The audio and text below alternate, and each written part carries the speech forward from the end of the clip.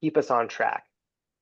So tonight's talk is about the use of inclination and angulation in carving. So how those two things work together. And I'm going to go ahead and screen share real quick. There we go. Okay, there you can see my Zoom thing where I was trying to mess with my meeting settings. And then right here is our PDF, our thing. So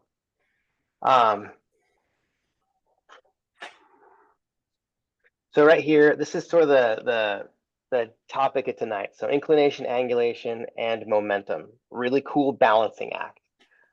In that PDF I sent you guys are going to be some videos here. So these are some YouTube videos we're going to watch to kind of like get excited about carving. There's a ski video and a snowboard video. I'm going to start a little bit with a snowboard video, just to kind of go under what the basics of carving are. So kind of the physics behind it. And a lot of us understand this already. And so if I dumb it down too far, or if I say something that's incorrect, please feel free to check me on it. See, Mac, that goes for you too. Check me on it. If it sounds dumb, tell me it's wrong. let's get the right answer, okay? So the basics of carving made simple. I think in general, like carving is a combination of a bunch of different variables, right? And so all these things are different variables. But before we start to talk about all these things that are on the worksheet and the PDF I sent you and what's screen shared right here, I'm going to start with a video. I'm going to share a video first. So when I think of carving, my favorite kind of carving that I get really amped up about is Japanese style carving. That is my favorite carving to watch. And they are managing the same variables in Japanese carving that we would manage in any kind of carving. But I like the style. I like the way it looks. And we'll talk a little bit more about why the style is what it is. But okay, so here we go.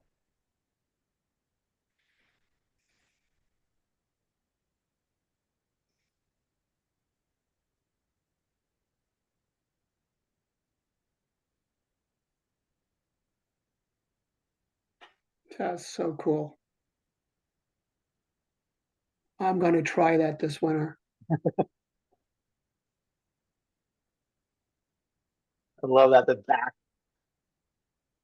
So if you guys are trying to watch this, and it's not working for you, go to that worksheet that I sent you, that PDF, and it'll be the very first link on videos. It'll be the very first link, that YouTube link. So it's not loading. Go to the very first link, and you'll watch it. And we'll give it. Let's watch the whole video through so we can get inspired, and you can find time to find it on your own if you need to. And skip past the first minute because it's just the dude like trying to look pretty in front of a camera until he starts carving.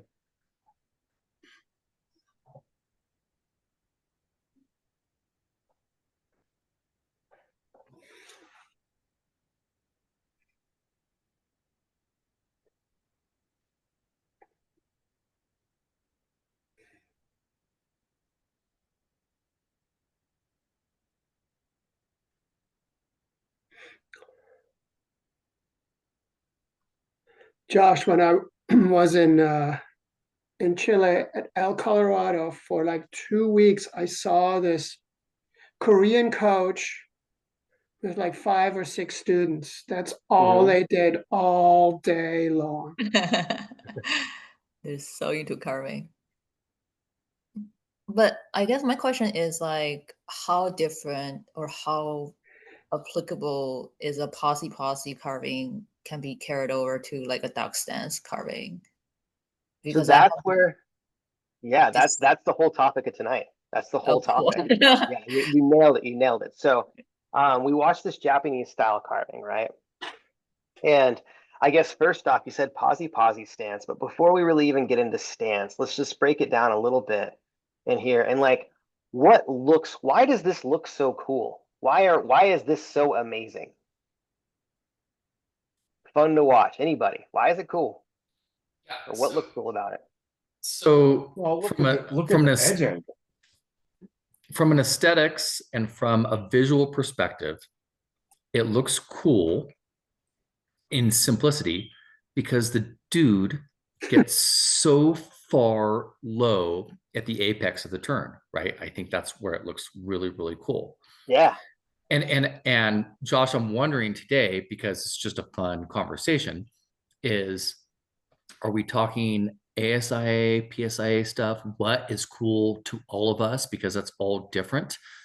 And how do we make that happen? And so Josh, the first thing that I heard was you like the Japanese style of carving. And I don't know what that is, but this dude fucking rips, right? He absolutely rips.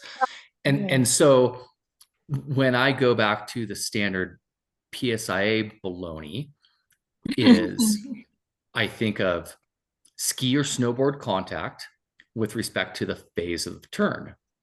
So if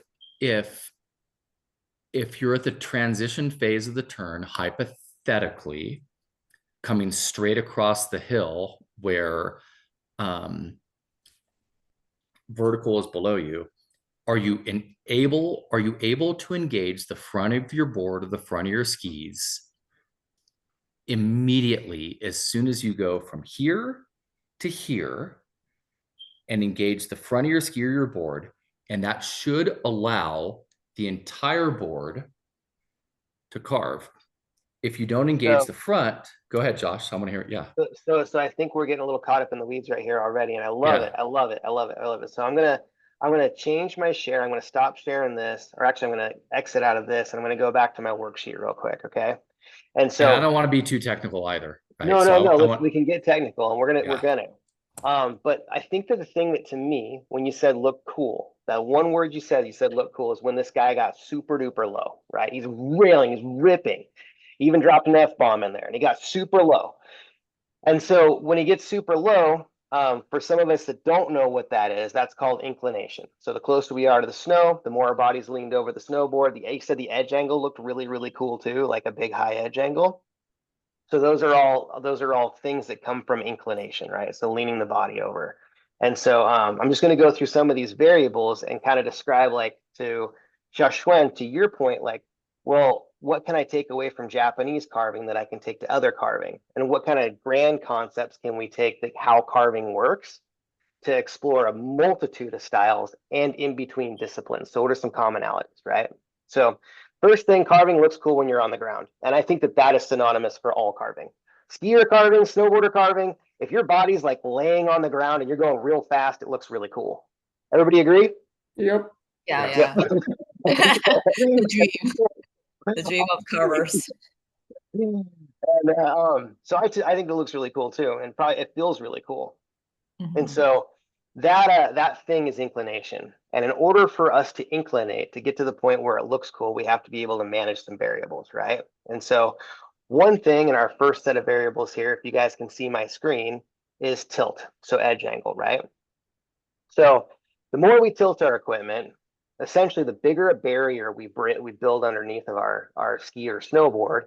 And the higher that barrier is, the stronger that barrier is, the more we can lean against it, right? Now, in order to build that barrier and to lean against it, we need another thing called momentum. So momentum isn't just how fast you're going, but it's how heavy you are too. So all those things kind of equate to your carry, is another word that we use, so your carry. And so how hard it would be to stop you, so to redirect momentum. So speed and weight and surface area, right? Like all equate to like carry.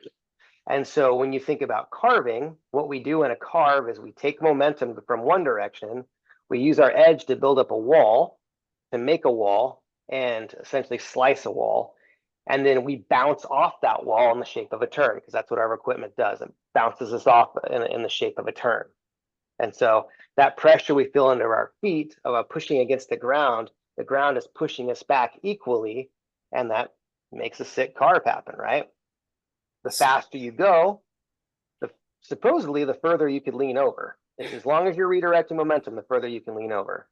Now, equipment design goes into this. So like the actual shape of our snowboard or skis, like how stiff they are, so how much force they can actually hold. The shape of the ski, so the side cut radius, right? So you guys all know your skis and snowboards have like a shape where the edge isn't just straight, it's actually got a curve to it. And that curve kind of dictates how low we can go, because it's going to dictate how fast we can redirect momentum, how quick momentum is redirected. So if momentum goes, if we can go from left to right in a smaller circle, we don't have to go as fast to lean as far. Does that make sense to anybody? Mhm. Yeah. And so, Cool. Josh, when you say bounce, right? And I'm just want to explore this topic right here of bounce. Imagine we are going down the hill, down the fall line, and we make a turn to, this guy's making a turn to his left. It's the moment in time that this person decides that he wants to change directions. And that's where the bounce comes from. So no, it's not where the bounce comes from. So or at the we point get way nerdier and go into like kinetic. I'll shut up. Yeah, we get way nerdier and go into like kinetic and what is it? Kinetic energy and potential energy, but we won't go there yet. Thank you, Sasha. What's happening right now, just to simplify it, when I mean the bounce back, is it's Newton's third law, I think, where every action gets a reaction, right? So like if you push against something, it pushes again. There's a force. There's an equal and opposing force that's the same. There's statics. So I think it's this first law that in statics you have every force has an equal and opposite reaction. The second one I think is a body that force in motion tends to stay in motion, and then unless acted upon by another object, right? And that other object is the snow. Is the wall we create with our board. So this image right here is kind of designed to simplify that, right? So if you think about the green arrow facing towards the rider's shoulder, that would be momentum going towards the ground, right? And then right where his board, so all his body weight, his momentum is going this way, and it was heading from right to left. And now he's trying to make it go from left, whatever. He's trying to make it go the other way. The other way you look at this image, right? So he was going across the screen in the way that my mouse is traveling, and he's using his edge to try to make it go back this way. Now that doesn't happen all at once like a trampoline would, like energy down, energy back up. That's what a trampoline does. Instead, because of a slow progression or a redirecting momentum, it becomes a turn, right? And so right here where the rider's edge is, you have pressure down and equal pressure up. And the harder the pressure down, the harder the pressure up. And that's what keeps this person suspended off the ground rather than just falling down. Does that sort of make sense, Matt? Absolutely. Yeah, I'm with you. Yeah. So Josh, I'll lobby in here as well. So it's really what we should be talking about here is our forces. And you're right, there's an equal and opposite reaction, but what allows him to maintain that balance and that stance there is he has the right velocity that allows him to be on that edge and create a right balance of centripetal force so he can stay there. Because if he's going too slow, he's going to fall over. Yep, exactly. Yeah, and so he's balancing. So the words we should be using momentum here are forces, because what you're seeing here is centripetal force that's being maintained by the right mix of velocity, angulation, and velocity, angulation. So, anyways, continue. I didn't want to go too big into the forces because that would be a whole hour, and I wanted to get into a real quick, just an understanding that momentum. So momentum is it's a blend of velocity and mass, right? Momentum pressing against the ground is going to push him back the other way. That's the simplest. I want to keep that there, because then we get into angular momentum and we get into a lot of things, and we start to get into the where Matt, where you're at the edge change, and our conversation gets a lot more complex. I just add also, like, he is bent, his upper body is bent so far forward, so I think his center of mass is still on top of the board. That helps him like stay off the ground. I think he doesn't bend as extreme as he does, he will fall on his butt. But if you want to get into the weeds, you have to also look that he has 3 bases of support right now. Right, in this moment in time, he has 3 bases of support. Using his hand, right? That's what I mean. Yes. But we're not going to get in the weeds. We're not going to get in the weeds. But he has 3 bases. So let's talk about this, guys. Either, but yeah. like he's twisting and also folding so much. I think he somehow still kept his center mass right on top of the board. So I'm gonna go to my next picture, but I'm not gonna do it yet. I want to wait. Because I want to go over a few more words. There's another awesome hillside carve where he's actually touching the ground with only with I guess now he has three because it's butts now, one of them, but Almost. he has his feet in his butt. No, but if we go over here, so if we go to a few more things that matter here, right? So we have inclination, that's the amount of lean. Angulation, that's what you're referring to, Xiaoxuan, is the bend in his body, right? And these two things work together. So if he just straight leaned back, he would fall over. Probably wouldn't be able to maintain it, right? By bringing his shoulders and stuff over his feet, that's angulation. So it allows him to balance over his base of support, right? So his board, his edge. And the better he is balanced directly over that board and the way he's able to like manage the forces. So the more body he puts over the board, maybe upper body he puts over the board, the more lower body he can put the other way. And he can get that edge to tilt even further. Does that make sense? So if his butt goes one way, if his body goes the other way, his butt can go even further in one direction and the edge can go higher just because of the mechanics of the body. So if his butt goes past his heel edge, that means his toes tip up even higher, or they have potential to. Right, so that's inclination and angulation coming together. And so and you guys can read these, I really tried to wordsmith the crap out of this to make it make sense. So please, if it doesn't make sense out of my mouth, please read the words on the page. The other thing that this rider has a really good thing of is snow surface. So if we think about the surface that he's riding on, the surface isn't bulletproof ice, but it also isn't super fluff either, right? So if he's able to tilt his board and build up a barrier, then he's able to he has a surface that will support a lot of pressure, which is the velocity, mass, momentum, right? So a lot of pressure, down pressure, and give him a lot of rebound back, which would make him have an awesome carve, which would hold him up, and a lot of inclination, right? And then just to your Matt, you started talking about phases of the turn. Our focus right here with this next image is the middle of the turn, right? Or the control phase. So we have the start, middle, and end. And I think as our conversation progresses, we might get in a little bit of where more inclination versus angulation might be needed, and where we can get away with further inclination versus where we can't. And then pitch, we won't get into that. Shape, that's the shape your board makes. So I'm going to go right back to our image right here. So back to here, we have momentum that's going towards the snowboard. The ground's pushing him back. It's holding him up in this low position. Let's say his hands have a little bit of effect. Maybe they got a couple pounds each, but mostly it's where that red X is. It's the pressure, the push of two opposing forces that's holding his body up right now. That's greater than gravity trying to just pull his body down to the ground.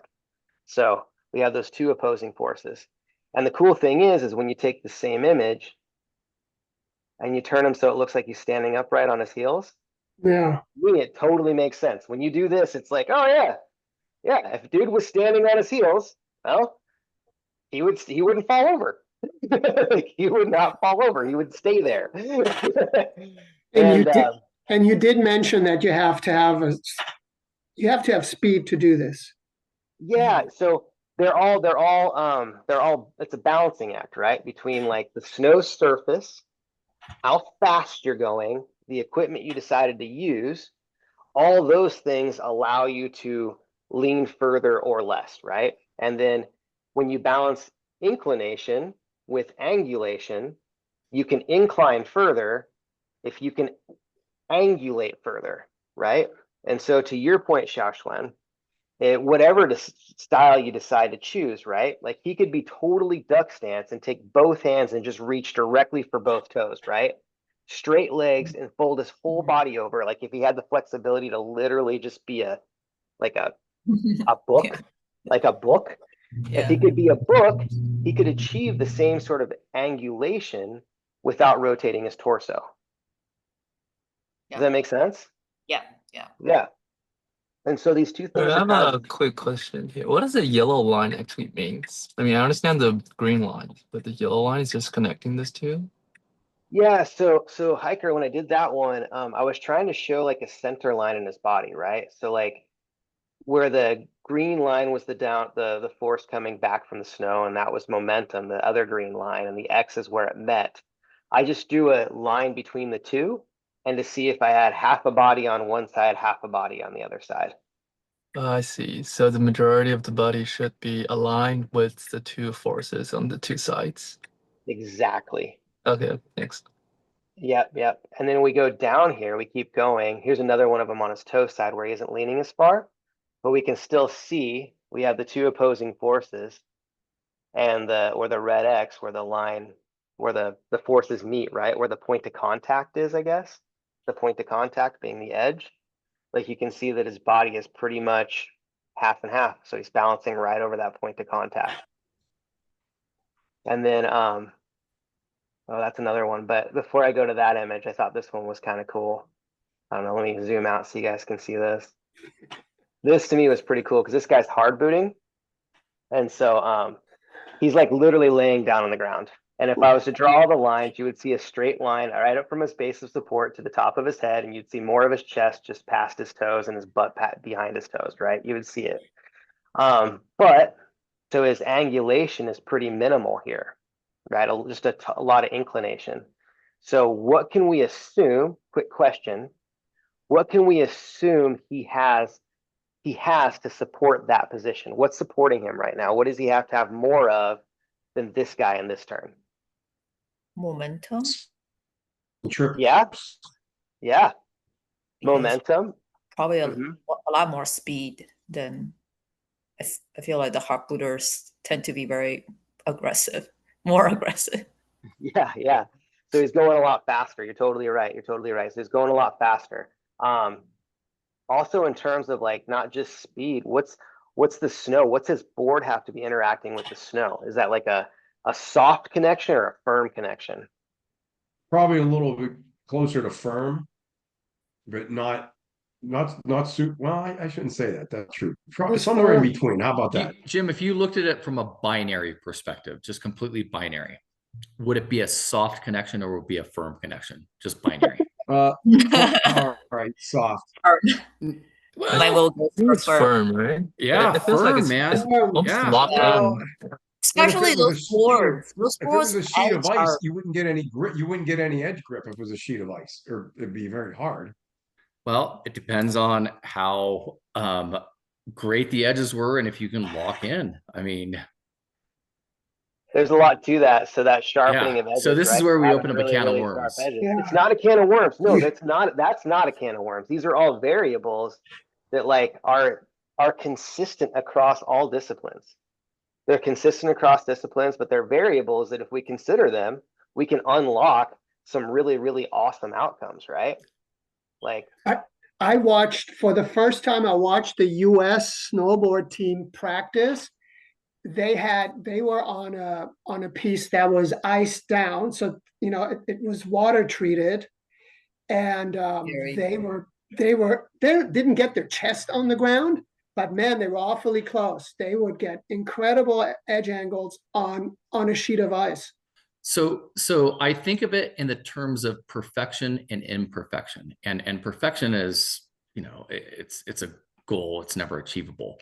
But if a World Cup athlete, whether they're on skis or they're on a board, and they have a perfectly tuned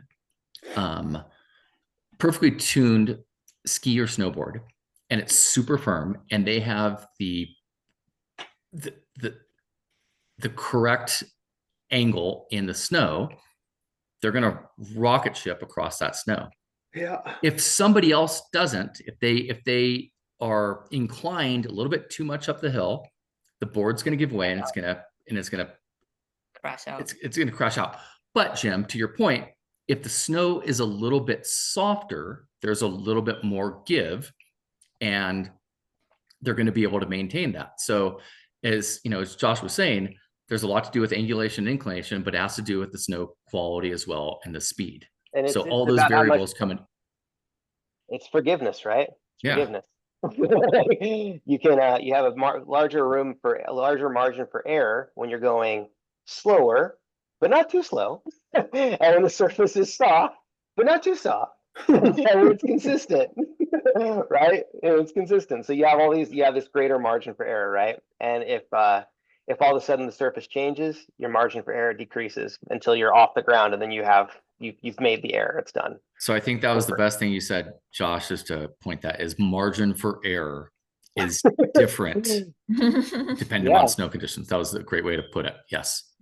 But if you look at this rider right here, before we bust into a ski video, I had one other thing I wanted to show you that I thought was kind of interesting. So this rider right here is in between turns. So this is kind of like one turn. This is the in between turns. This is the next turn, right?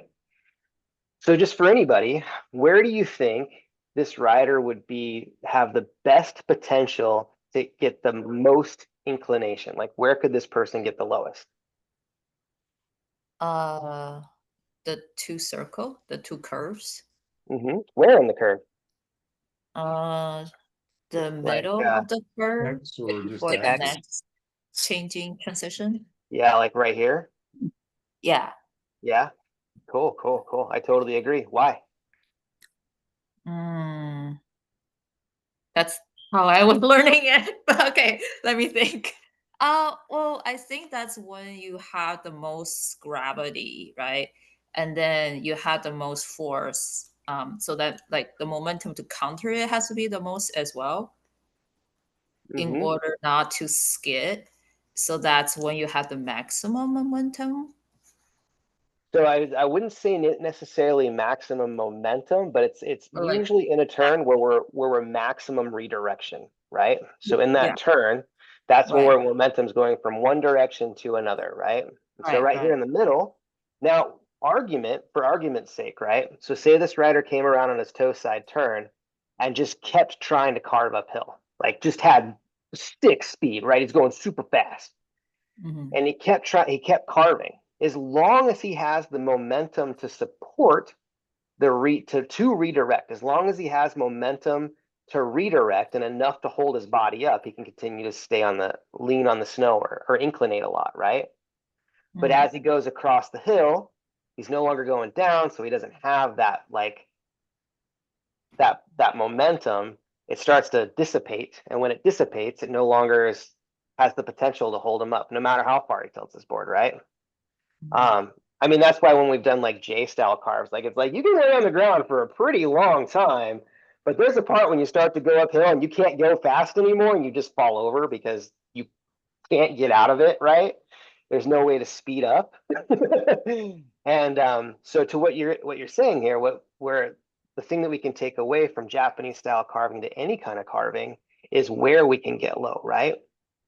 So if we understand momentum and we understand that we need a constant source of momentum, we don't just want to redirect the momentum we took from the last turn, but we want to compound it with gravity, with downhill.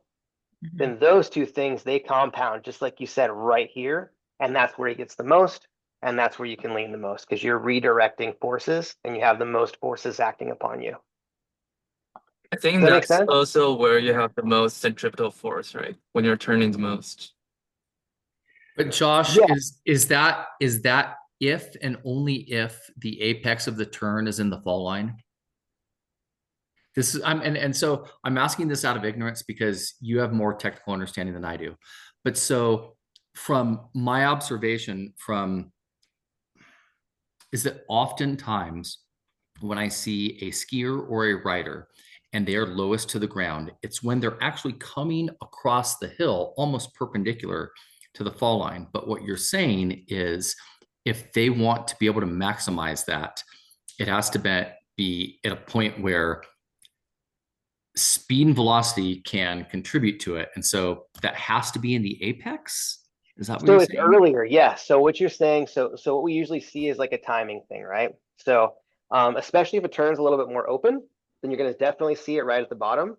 It's also like if you watch like, gosh, we could watch our boy again carve, right? We could watch this guy carve, and we could probably watch the video CMAX going to show us, and we'll see kind of the same distance of lean from the before the apex and below the apex. But for most general regular human beings like myself, I'm terrified to come out of one carve and just slam my side and my butt into my new carve. my responses, my reflexes don't work that fast. And so instead, it takes me time to build up the to manage or align all the variables to where I can fully find my maximum inclination. So to manage my angulation, my inclination, my edge tilt, and everything, to get those things right, I'm usually not right from edge to edge out of the gate with it. A person who's a better carver than me is. And so they can take it higher, and essentially they have more time that they can spend on the ground. Now, the cool thing is that we've already talked about is as long as we're redirecting momentum, we can get low to the ground anywhere in a turn. It could be at the top, it could be at the bottom, it could be in the middle. All we're saying is that at the bottom of the turn, after we get low to the ground and we get super low and we're starting to come across the hill, we can't sustain that. There's no more acting upon us. We're not going to go downhill anymore. So that's like sustainability is the operative word there. It's not sustainable. Okay. Yeah. That makes sense. That so helps. That helps. It's a moment. Yeah. Yep. That helps. Cool. I feel like I've gone to our snowboarder ad nauseum, CMAC, and I'm sorry. I'm gonna stop. No, that's good. And we need to watch here now. The biomechanics are relatively this. They're close to this, right? It's the same physics. So let's look at one of our on the skier side and see if we can see similar or dissimilar, or let's pick that guy apart too. Let's take a look real quick. Sure. Let me make sure you can share. Multiple participants can share. One participant can share at a time. Yes, you should be able to share. Let's see. Share. Oh, who can share? All participants. You can share. Allow. I'll allow it. Okay. All right. So which one is it? Screen one. Screen two.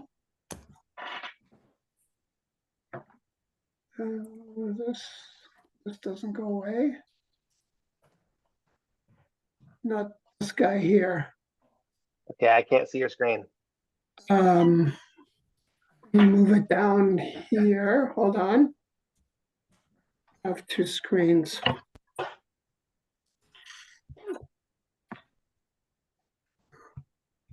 about now? Can you see it now? Nope. No. What am I sharing? Share screen. Not sharing anything.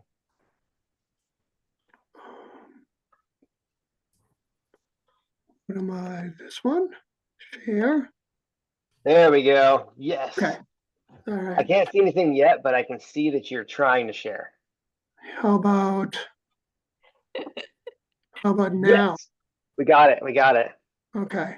Can you expand it and make it full screen? Sure.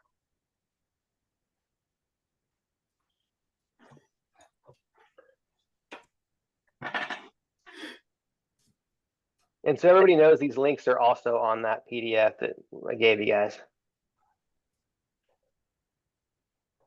Oops. Did it disappear? Yes. Fuck. Sorry. That's such professional sessions. I love it. There. Yeah, when we get the survey for this, I'm going to make sure I comment on CMAC's professionalism here. All right. Let's see if I can stop this at some point. Oh, look at that.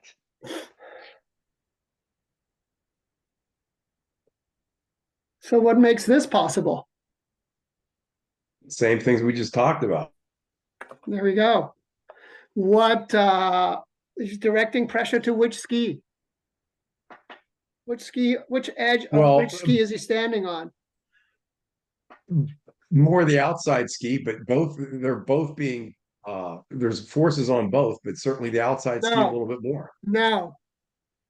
You don't think? All on the outside ski. Yeah, maybe 10% on the inside ski, but it's well, yeah, I'm saying it's not 0-100. No, yeah.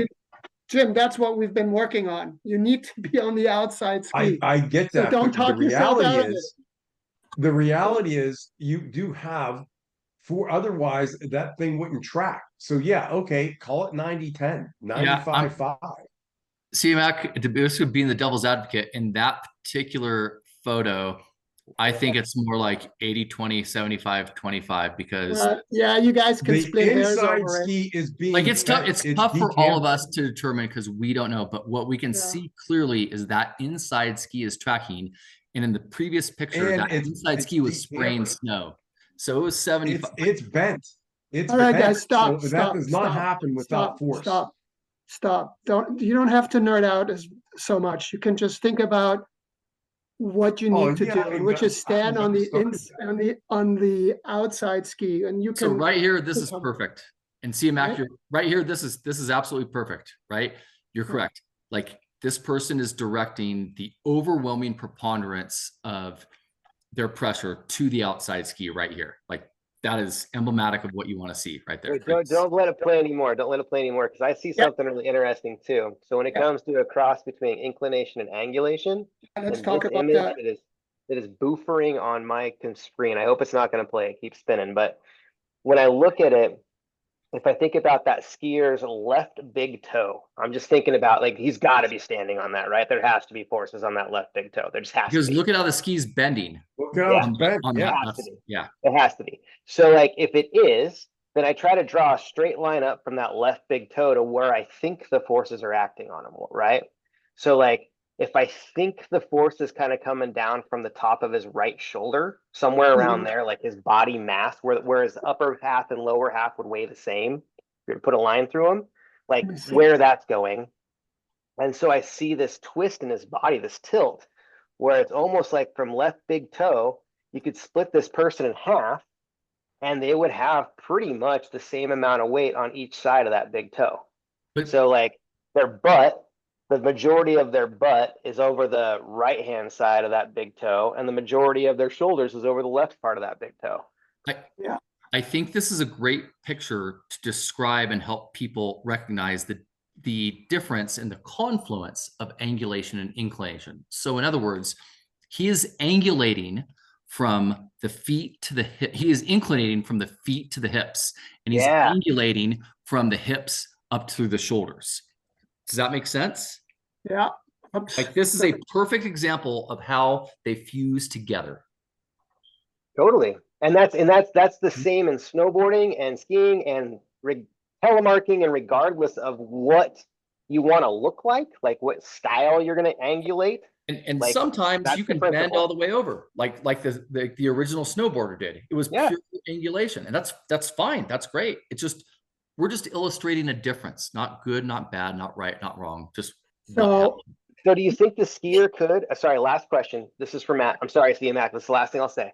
Do you think the skier could, if the skier took his right hand with its holding the pole, right, and like dropped his right hand all the way down to his right foot, or as far as he could get it towards his right foot, do you think he could touch his butt to the ground? Yes. Yes. Sick. I've seen it done. Yeah. And there, I've because seen it's pulling that other. This is what I talk about all the time when you. And I did think through this for a little bit, Josh. Like that arm, I always say an arm weighs 15 pounds, whatever it weighs. But if you rock that right hand forward, there's another 15 pounds that's bringing you forward into the direction of travel. That will enable you to get lower. And I like to use the term into the direction of travel. The direction of travel changes all the time. But in this moment in time, if he rocked that hand forward into the direction of travel, he would be able to get lower. Yes. Yeah. Like he could, right? Yeah. Yeah. If that comes up, right? No, then this comes over. So then suddenly he is more like this way, and his butt, this goes down a little bit more. What about, okay, the other question, right, is the dumb snowboarder here, but question. What if he took his left hand that was close to the ground, right? And that body weight is going off that side of his body. What if he just like dropped his pole and took his left arm and just moved it across his body? Just literally just threw it across his chest towards his right arm. He would start to change directions. His skis would flatten. They would start to flatten, and he would start to change direction. Well, why would square up? Why couldn't he like drop his butt even further while he twists his upper body in the opposite direction? We do it in snowboarding all the time. Like I'll twist my body in the absolute opposite direction of my snowboard to create angulation. He might square up a little bit too much and then has too much inclination. But what you could do is raise this up. And that brings everything over also. I grab the So top one of his more head. time, Josh, did you say to move it forward or to pull? This is where we geek out, because it's all about the way we describe things to ourselves and to the general public. So, right? And so it's not right or wrong, it's how we receive information. So Josh, when I heard you say take his left hand and rip it across the body, the first thing that came to my mind was, if he rips it across the body, the upper portion of his body is going to twist over his femurs, and that's going to force the femurs to twist as well, and he's going to change directions. That's what I heard in my see mind. how that separation could drop his ass some more. I can actually see what Josh is saying. Yeah, because I'm just thinking, like, if we talk about, and that's the thing that I love so much about inclination and angulation, is that it's just a balancing act. And however you get your body there, like, it doesn't have to look a certain way. Like, what I'm trying to get at is, like, could that skier take his left hand and put it above his head and pull it away from the snow and put his left hand on top of his head? Like this. Yeah. Literally back like that. And so now both his hands are going in the same direction, and he could probably get his hips lower, right? Yeah. I was thinking this. As long as he's staying forward. As long as he's staying forward and he's maintaining, his balance. And yeah, that's possible. But I saw exactly this. I saw your snowboarder do exactly the same thing there. Yeah. Yes. Like, if you take that, there must be a way of doing a whole line, right? This thing here. Wasn't it like from here to, he stands, I guess his toe is here, something like that. That's pretty impressive. Well, I would try to find more of a natural. Yeah, no, I think the top of that line is going to be a little bit closer to that skier's head. Not on their head, but a little closer. By going like this? Somewhere there, yeah. Yeah, if he went like this, the butt would go down for sure. No, absolutely no question.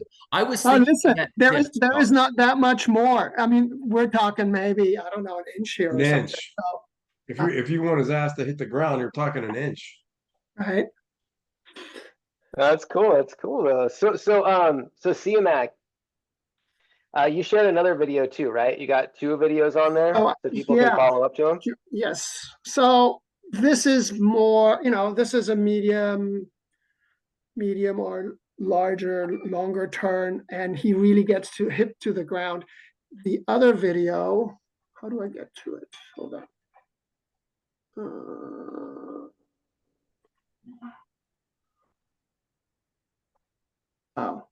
I got to stop sharing for a moment. Sorry, guys. It's okay. Actually, I don't think we're just about out of time. We only got 6 minutes left. And so I don't know if I want to share the other video. I just want to make sure everybody has a link for it. So I want to drive people's attention to the link. Yeah, the link is on there. So we have 2 snowboarders and 2 skiers. So I was going to go, we got a few people left on the call, and I just want to make sure that we're out by an hour. So I was going to share my screen again real quick and just go to our worksheet, show you where the links are, and then ask a few follow-up questions and see if we can answer them. Okay. So, share. All right. So here we are, going back away from my writer. So this is the thing I sent y'all. So when it comes to links, the links to the videos that we watched are right here. So the Japanese snowboarder carving, that's the first one I showed. Medium radius ski carving, that's the one that CMAC showed. And then the hard boot carving, that's another one I took a picture of, and we didn't get to short radius ski carving yet, but it's there.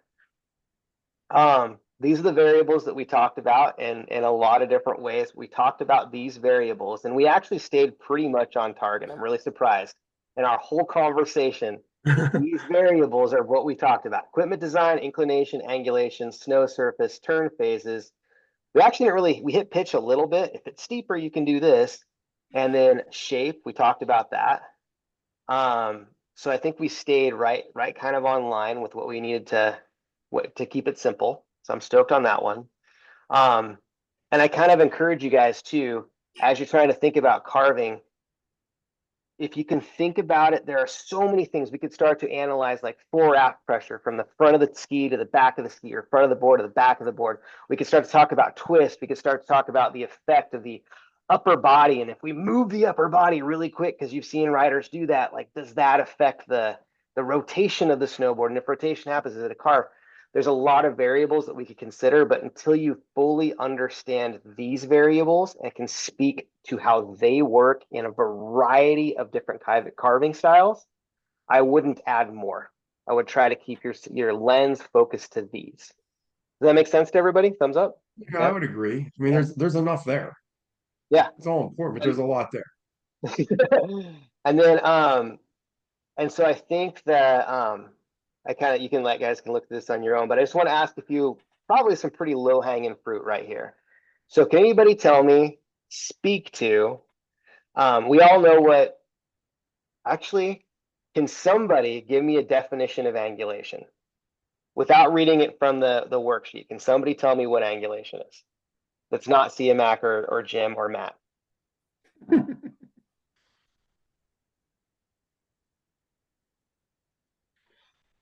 No? Shashwang, can you tell me what angulation is? I was You want to waiting. give them a hint? Give Well, them a- I mean, isn't just how much folding you have for each joints of your body, like how much you can bend at the hip, how much you can bend at the knee, and how much you can bend at the ankle? That's the angulation. That's a component of angulation. Vanessa, Tony, Nels, Tyrus. Can anybody add to that? Is it controlling the tilt of the snowboard through flexion, extension of your body? Yes, of joints, flexion, extension, rotation of joints. Yep, we can control that. We can manage the tilt of our snowboard. Cool, cool. Anybody want to add to that? What is angulation?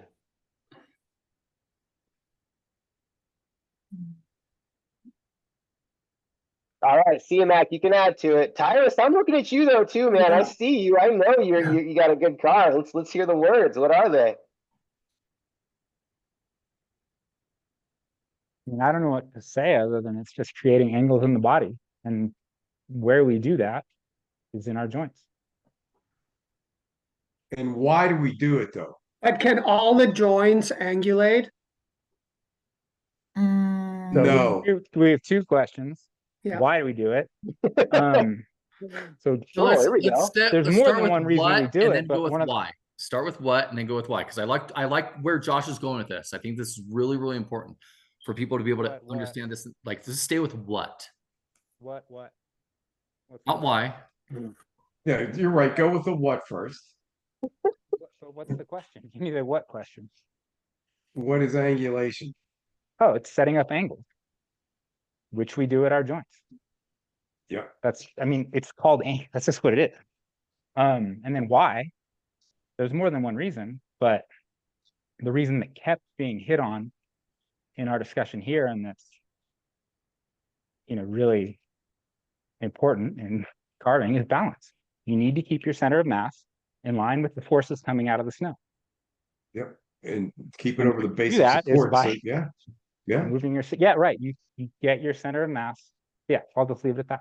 That was amazing.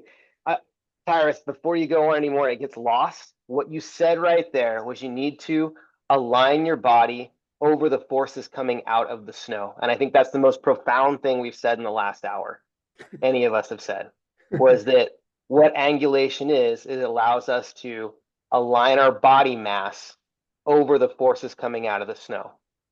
And if that body mass is not aligned over the forces coming out of the snow, it no longer supports us in a predictable way. That was badass. Sorry. That was awesome. We're moving on to the next question. I'm sorry, Tyrus. I'm cutting you off. That was wonderful. Good job. But that's it. So anybody else that wants to, so the next question is, I'm sorry, Tyrus, I shouldn't cut you off. Is there anything else you want to add to that? That was good. So what happens to a skier rider's momentum in a turn that supports inclination? So this is a really short answer. Anybody have it? What happens to a skier rider's momentum in a turn that supports inclination? Anybody? The speed. Huh? And then when you're inclining, what happens to your momentum? So what happens to momentum in a turn that supports inclination? Josh, It's kind of, I don't know the answer to this question. I'd love to hear. Yeah. You yeah. speed I up. think I bet Tony does. If he's actually even listening on the call, if he's there, I bet he does.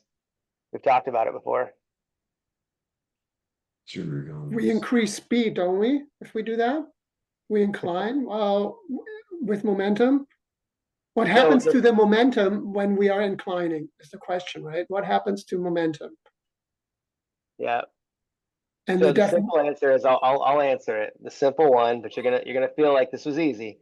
So the simple one is gonna be redirects. So if what's happening momentum that supports inclination is the redirection of momentum.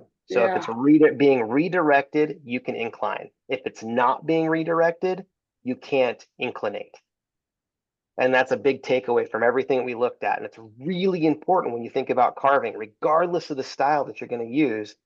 If you're redirecting momentum, you have the ability to inclinate. I mean, it's assuming that you're on the snow. You're not redirecting momentum from a jump. So how do you define redirecting? Is the changing of edges? It's pressing an edge against the snow. So if I'm tilting a board or I'm tilting my set of skis, right? Yeah. As long as I can tilt them enough and the surface is good enough that it can redirect momentum, then I can inclinate. I think Josh means change direction. So it's going in a circle. If you don't redirect, you go in a line, right? And then you cannot incline. Yes. Redirect just means changing the direction. Inclination comes first, that causes redirection, or you saying redirection has to happen first before we can incline?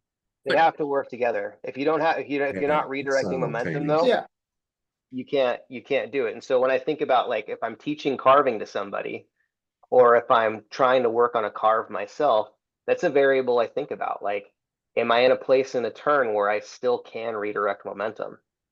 And if I'm like trying to get close to the ground, but I'm running out of space on a run, it doesn't exist. And I keep leaning over, I'm running out of speed. I can't incline.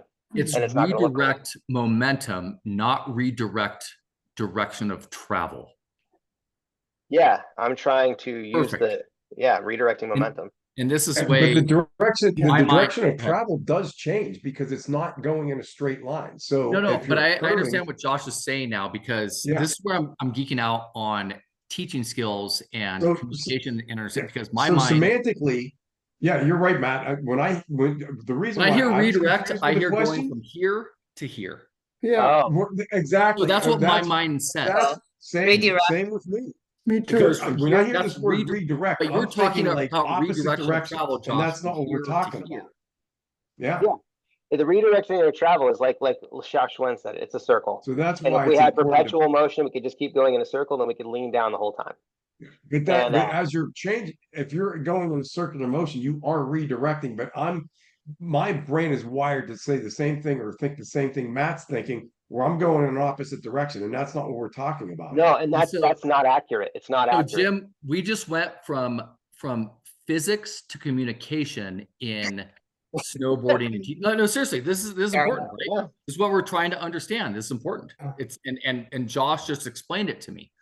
But because you can make a turn sharp and you can make it sharper and you can make it left sharp, and all those things are redirecting or changing the direction of travel. The only thing that isn't redirecting momentum is if you like go from a turn and then you flatten out your equipment and just go dead straight wherever momentum was going to take you, like that, then you're not redirecting it.